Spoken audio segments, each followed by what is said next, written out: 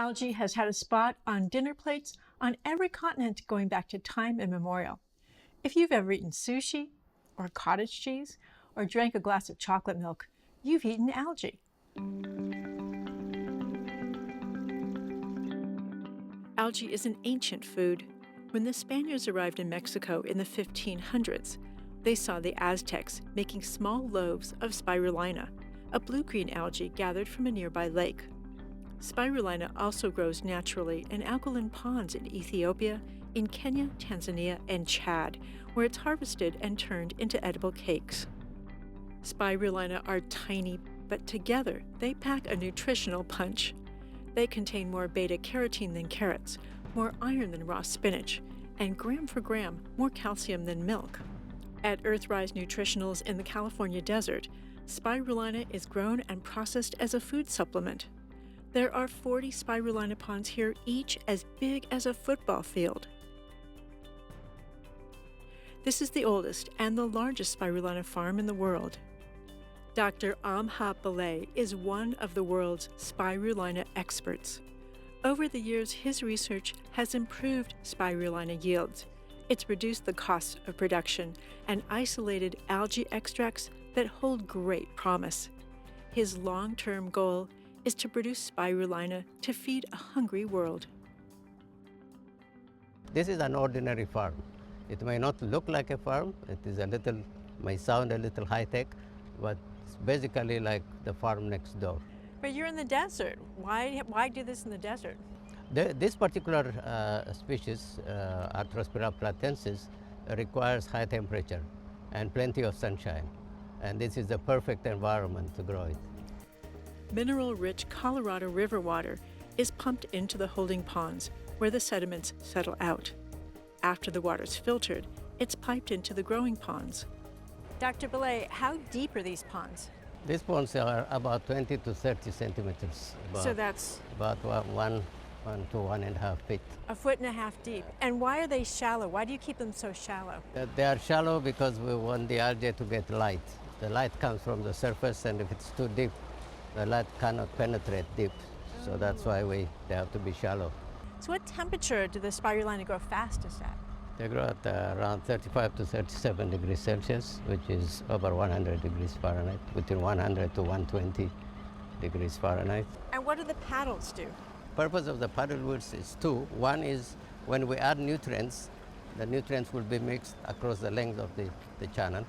And the second is to distribute the algae through the light gradient. So they're big mixers? They are big mixers, yeah. Carbon dioxide is added to the water for the algae to use in photosynthesis and to balance the water alkalinity to near pH 10. There aren't many organisms that survive in water that alkaline, so the high pH helps protect the ponds from contamination by other algae or bacteria. I assume the spirulina isn't growing in just plain water. What do you have to add to the ponds? What we add to the water is basically what is added in other agricultural practice: nitrogen source, phosphorus source, potassium source, iron, trace metals, and we also add sodium bicarbonate in order to increase the alkalinity and the pH, because this organism is adapted to very high pH.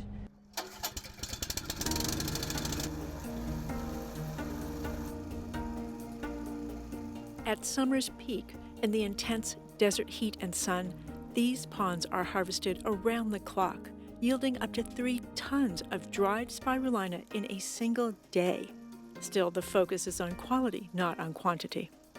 Spirulina contains omega-6 fatty acids. It's also high in beta-carotene, in iron, and several antioxidants. While it's low in calories, spirulina is 65% protein by dry weight. That's the highest protein-to-weight ratio of any plant or animal product, which is why NASA sends spirulina food products on space missions. It's a quick trip from culture pond to powder. Pipes pump the pond water through a series of filters that concentrate millions, if not billions, of tiny green spirulina cells into a pasty slurry. At this stage, the spirulina is 80% water. In the drying tower, intense heat flash dries the cells. The result is a deep green powder. The drying process preserves nutrients, pigments, and enzymes without the need for preservatives or stabilizers. Every batch of dried spirulina powder is carefully tested to ensure its nutritional content meets or beats quality standards. The pigments that keep spirulina so beautifully green can be extracted to make natural food coloring. So I'm looking at this blue. That's beautiful. This is blue. In fact, about 2 years ago, FDA approved it as a food colorant, as a food additive in the USA. And this year we started a huge plant, a big plant, to extract the pigment and sell it as a food coloring. Earthrise farming methods are more sustainable than traditional farming. In this closed-loop system, water is recycled and nothing is discharged into the environment. There are no byproducts and no waste. All the algae require are water and a few nutrients. And this kind of farming produces 18 times more protein per acre than corn and 14 times more protein than soy. Earthrise Nutritionals is a pioneer in the mass outdoor cultivation of spirulina for food. Their elegant systems hold great promise for feeding a hungry world in the U.S. and across the globe. And with developments in algae extracts expanding their market, Earthrise's future looks greener than ever.